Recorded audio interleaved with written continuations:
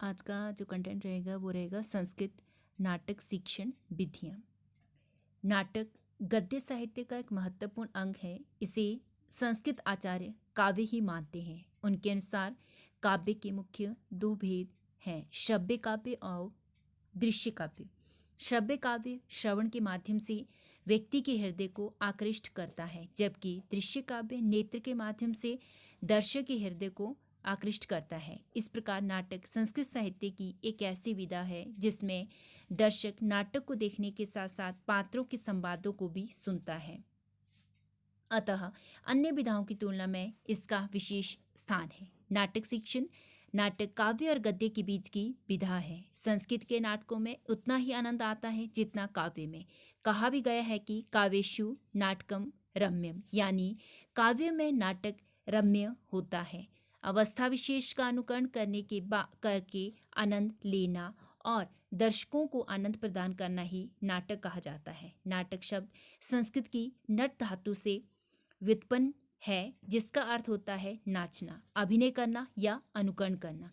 दश रूपककार धनंजय के अनुसार अवस्था अनुकृति नाट्यम, अवस्था की अनुकृति करना ही नाटक है। भरत मुनि ने तो नाटक को पंचम वेद की संज्ञा दी है। नाट्यम आख्यम पंचम वेदम, नाट्य पंचम वेद है।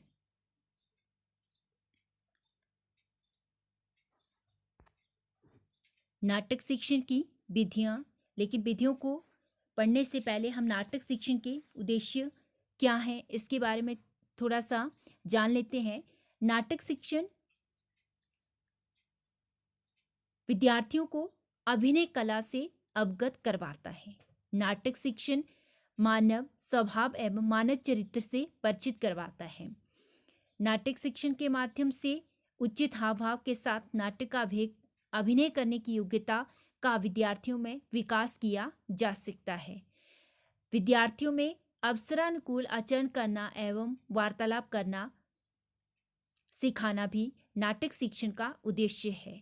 विद्यार्थियों में उच्च सामाजिक आचरण करने की अभिवृत्ति का निर्माण करना भी नाटक शिक्षण का एक प्रमुख उद्देश्य है।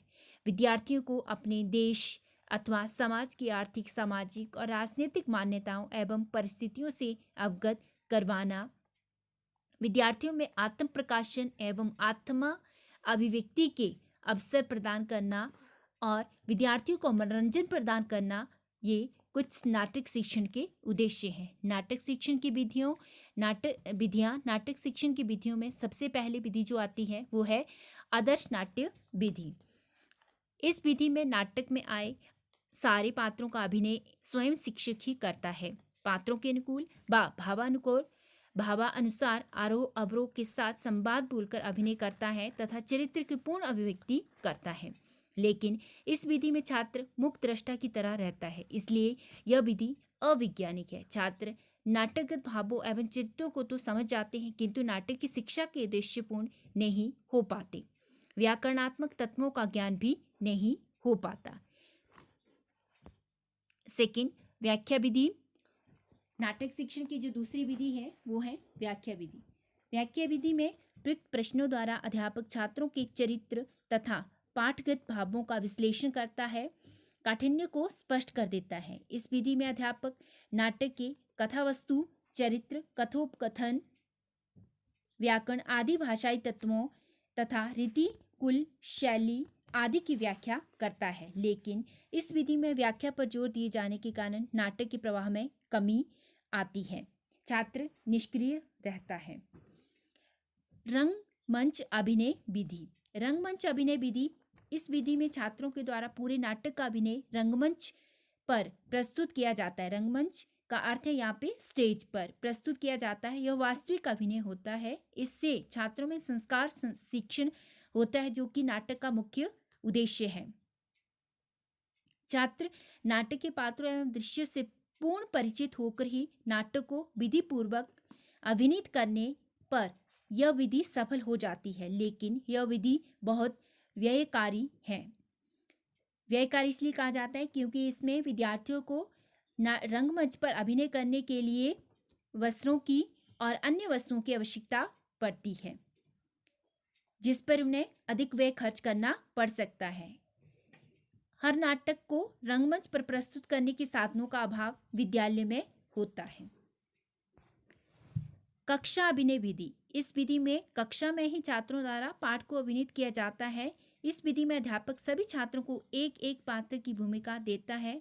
ये छात्र अपने पात्रानुसार प्रसंग पर कक्षा में बातचीत अभिनय करते हैं। इससे छात्रों की सक्रियता एवं रुचि की वृद्धि होती है। इसलिए ये विधि अधिक उचित मानी गई है कि एक अध्यापक पाठ को पढ़ाते समय पाठ का कक्षा में ही अभिनय विद्यार्थियों के माध्यम से करवाए।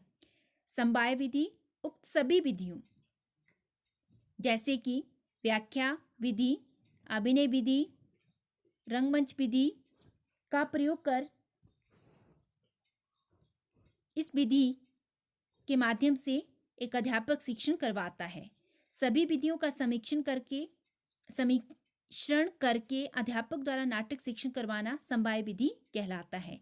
इसे नाटक शिक्षण की श्रेष्ठ विधि भी कहा जाता है। तो इस तरह से इस वीडियो में हमने नाटक शिक्षण का अर्थ, नाटक शिक्षण के उद्देश्य और नाटक शिक्षण की विधियों के बारे में जाना।